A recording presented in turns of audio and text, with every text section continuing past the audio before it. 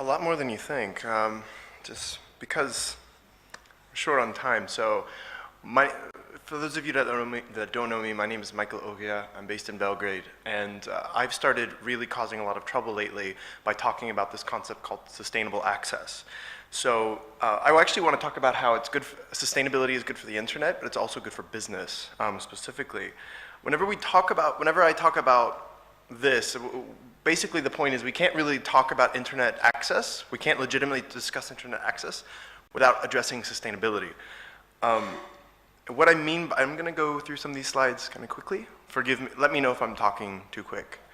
But basically sustainable access means the ability for any user to connect to the internet and then stay connected over time. So I hope that you're already seeing kind of the connection why, let's say, an IXP operator has a lot to do with this. It actually involves many things. It involves infrastructure and energy.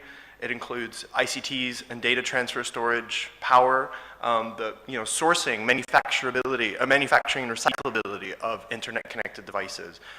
Things like human resources, skills like literacy, digital pollution, such as the availability of IP and AS numbers, IPv6, all related to this. And then lastly, the ecological impact.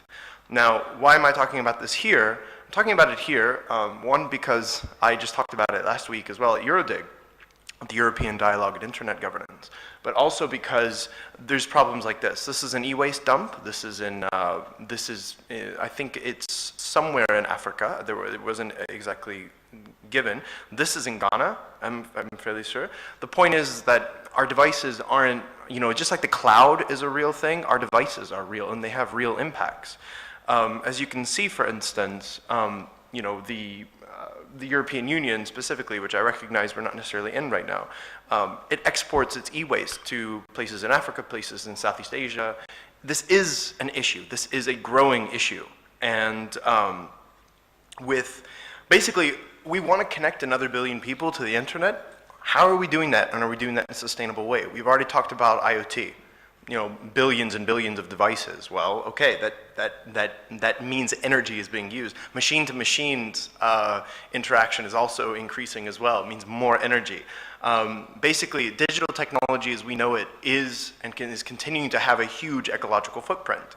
But sustainability is good for business, and I will. I'll explain first of all a little bit more about why it's important. I just want to point out that this is something from Amex, and it's basically just if you can see, data is increasing exponentially.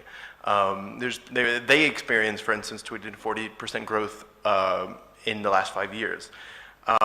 This is an expected case for ICT energy use, and if you can see, it's also exponential. The point, I wanted to point these graphs to you, not necessarily so you can get individually, what each bar means. The point is, it's an increasing problem. Now, what is an example of something that's being done about it? Armex, which is the Armenian Internet Exchange, one of the Armenian Internet Exchange based in Yerevan, they wanted to integrate renewable energy, promote more green energy solutions, and reduce their electricity costs and consumption. So the Internet Society actually, about 3 years ago or so, donated 18 solar panels to them that would generate about 4 kilowatts of power. As a result, and this just came out as a blog post the past couple days. I interviewed the guys the people from Armex, and we wrote up a blog post about this. They actually saved, their electricity costs dropped by more than 30%, and now they're a lot less reliant on non-renewable energy sources. Now, this is also an example of enabling government policy making, because there's a lot of government policy making involved in Armenia right now that is pushing renewables. Public-private partnerships as well, because they chose solar for many reasons, but one of which was because they knew of a company that was integrating solar and that was doing it and installing it. And then it's also about sustainable planning. So the point of this is just to reiterate that that is not just good for the planet, but it's good for the bottom line. I mean, energy costs are going to increase, and I don't know how many of you, especially IXP operators or operators, deal with, are looking at your energy bills going, okay, how is this going? Is this going up? Is this a problem?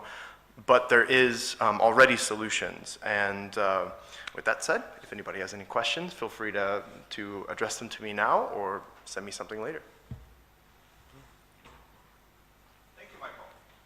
Within my 10 minutes.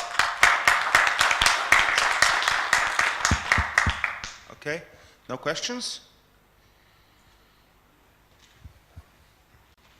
You need to get back. Right. Hi, Mike. Thanks for your presentation and the very interesting example about our mix. I'm not really knowledgeable about that particular case, and I would be grateful if you could explain a little bit more to us what is the process for IXPs to benefit from such help from ISOC to be greener and more sustainable, if there is anything you can disclose.